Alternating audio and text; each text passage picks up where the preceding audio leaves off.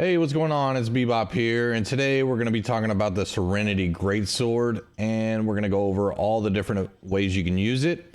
We're going to go over the skill tree, stat line, attributes, all that stuff. So let's get into it. If we look here, the Serenity is insanely overpowered. You have to grind the PvP track to get it to unlock. You do not know what level it will be unlocked at. So that's up to you if you want to grind that or not, but if you're rocking Greatsword in PvE, you basically have to have Serenity. So you're going to be able to stack Empower, you're going to be able to stack Fortify if you're tanking. That helps too. You're going to have Trenchant Strikes, Trenchant Crits, Refreshing Move, but the Trenchant Strikes, Trenchant Crits allows for a lot of damage. That is why when you use this weapon, be prepared as DPS to get aggro, because you're going to hit so hard. You know, I've hit up to, I don't know, in the 20,000s. I would have to go back and look at my Savage Divide videos, but that's of course with boon potions. But yeah, gotten up to, I don't know, 19k or so without the boon potions. But long story short, this thing hits hard. You're mostly going to be around probably, you know, 11 to 15 or 16,000, depending on if Oblivion's down, of course. But if you're tanking, obviously a Carnelian is going to be slotted here. If you're doing anything else, Opal is always good to go with. Now, I don't usually have a bow, but I didn't have a great axe on me, so just throw a bow in here for the deck stat line. Now, if we go into the attributes, I had already took my banana bread food, which is going to give me 44 strength. And with the magnify, this is how you would want to set it up. It used to be that a lot of people would split stack with the Greatsword, let's say like 300, and the rest, you know, wherever they want. Or it'd be 310, the rest wherever they want. But this would be the best way to do it as of now. 15% crit chance while in power. So with the extra crit chance and taking advantage of the trenchant crits, you'll be doing more damage over time than a split stack. From what I hear, that's the latest on the testing. Now, 25 int, 5% damage increase to backstabs and random critical hits. That's huge. And then you go the rest into strength. Now, if you want to do 50 con, you can, if you're more comfortable with that, but you always want to try to go to 15 con and learn at this right here. The reason being is you'll learn what attacks to move and dodge and evade. And if you always stay higher con, you're able to absorb stuff. You're not learning what abilities you need, or what attack and heavy attacks, gridded attacks from the enemies that you need to dodge. But that's just whole nother video on con that I could get into, but that's how I'd set it up. Now, if we look at the weapon skill tree, you have the onslaught side, which is the offensive side. Then you have the defensive side, defiance. So if you're going to go offense, I would normally just set it up like this. And I'll go over reason why here in a second. And let's see here. What am I missing?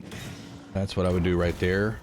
Now, you can select whichever order you want to have these in, but that's the way I like doing it for the offensive side. The reason being that I don't go, a lot of people are like, why don't you go down the tree here on the Skyward Slash? Now, if it's a dungeon where we need disease, I will go down here on the Skyward Slash. But other than that, it's really to disrupt an enemy's attack, to stagger them. And also it adds 2 stacks of 5% Ren for 10 seconds. So it adds 2 stacks. So basically 10% Ren. If you get lucky, sometimes I don't know if it does it anymore, but it used to where you could have 3, but at least the 2 is what you want to have. That's where you just want to get in there, disrupt the enemy to rend them up. You want to slam down, which will actually pull the enemies in. I'll go over that here in a second. And then relentless rush and get into your onslaught stance and start just doing heavy damage. Heavy attacks only with this weapon. So if we get into Greatsword here, so that Skyward is for staggering and rend. Now the Roaring Rupture is going to help you basically act as a mini grab well with this setup right here. And I can show you that here in a minute. Charge heavy attacks all have grit and inflict bleeding, so add that. Base damage increased by 3% for each Greatsword buff on you. And then if we go over here, Relentless Rush is really good to maneuver throughout the fight and get off the tank side, please. How many of y'all are tanking on the tank side like, oh crap, wait, I'm on the wrong side. Timeout, game off. Other than that, you do not want to select critical comeback. Become energized landing a critical hit and regain 5 stamina and 5 base health per second. I mean, it's a tricky one because it does generate threat in the, if you look up in the New World database, it will regenerate threat. But is it enough to really pull aggro? I don't know. I don't mess with it because Serenity, you're going to get enough aggro. I don't want to add anything to it. Let's not make it harder than it already is. And this ability right here, the ultimate, hitting foes reduces greatsword cooldowns. Light attack 2%. Don't ever light attack with a greatsword. Charge heavy attack 10%. Okay, this is a really good side. I'd never use this right side. Heal for 5% of the damage from attacks. Attacking within 3 seconds of blocking an attack heals for 15% of the damage dealt. Now, if you're greatsword tanking, you can mess with that, but I always like this side better when greatsword tanking because you get your abilities back faster, which I believe is more important than the limited amount of health you'll get here. Now, well, let me go over the offensive side again. What you would want to do on approaching a fight is come in there, rend, and now watch the ground when I strike. See how the wave comes inwards? It will pull all the enemies inward. Then you can relentless rush to kind of get out of it to get where you need to get backstabs. And you start swinging away. But if you do not get in the onslaught stance and you're just in a regular defiance stance and you slam down, it will push outward. If you saw the wave right there, push outward.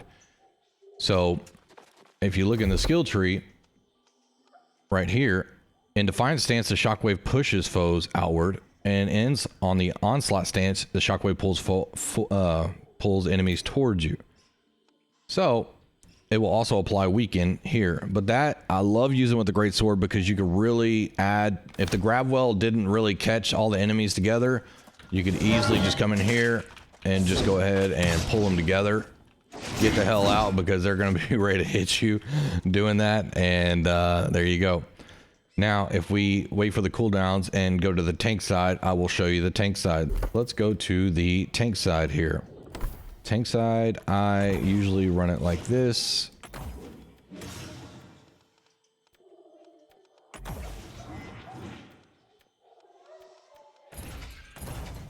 That's how I run it. Feel free to choose this if you want. You can block 100% of the range attack damage while using a greatsword. Additionally, you also reduce the stamina damage from all attacks while blocking by 10%. It could be very helpful. I don't really find it necessary, but you know, if you block more with it, then fine. You can use that. This is how I set this up. Now with calamity counter, it's going to block a lot of damage. So when they're trying to hit you, it's going to block all the damage.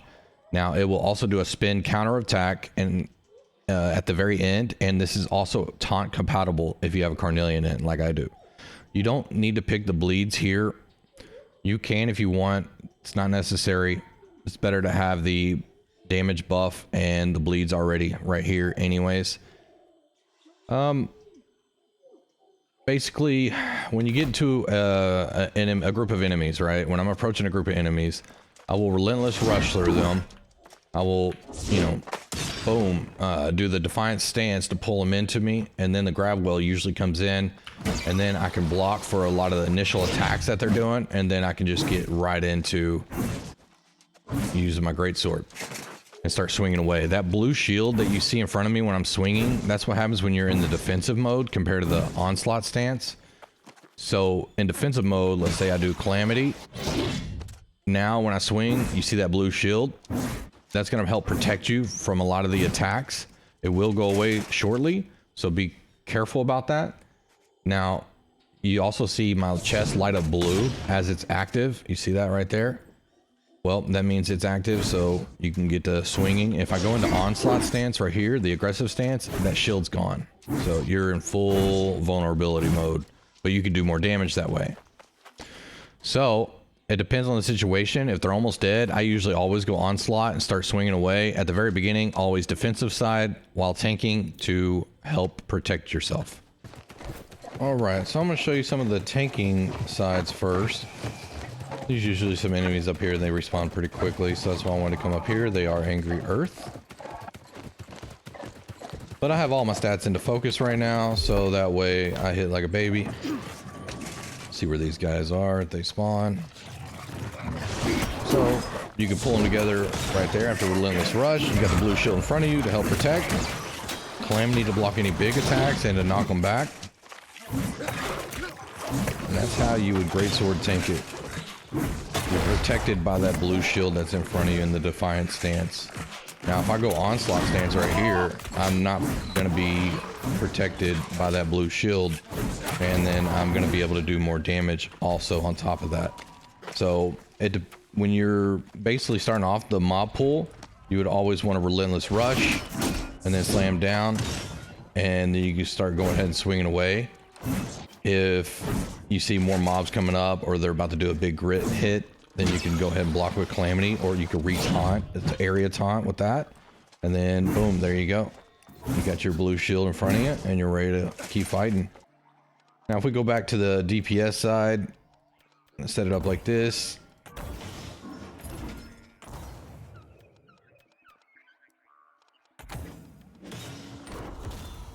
Relentless Rush.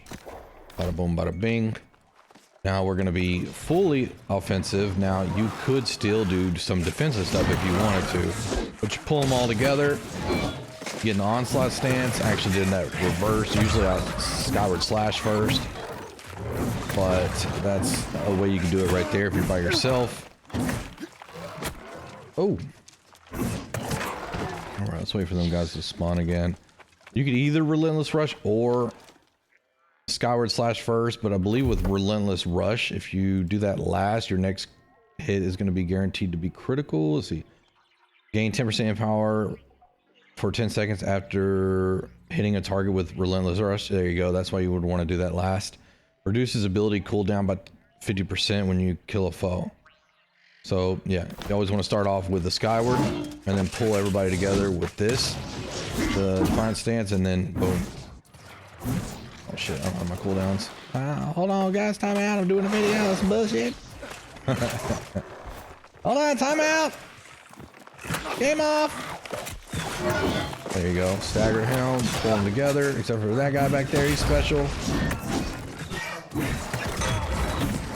Oh my god, be my mother. Ah! Now, if I'm getting in trouble like this and I see that, go Defiant stance. Now I'm in the tanking mode. Now I have a little bit more protection.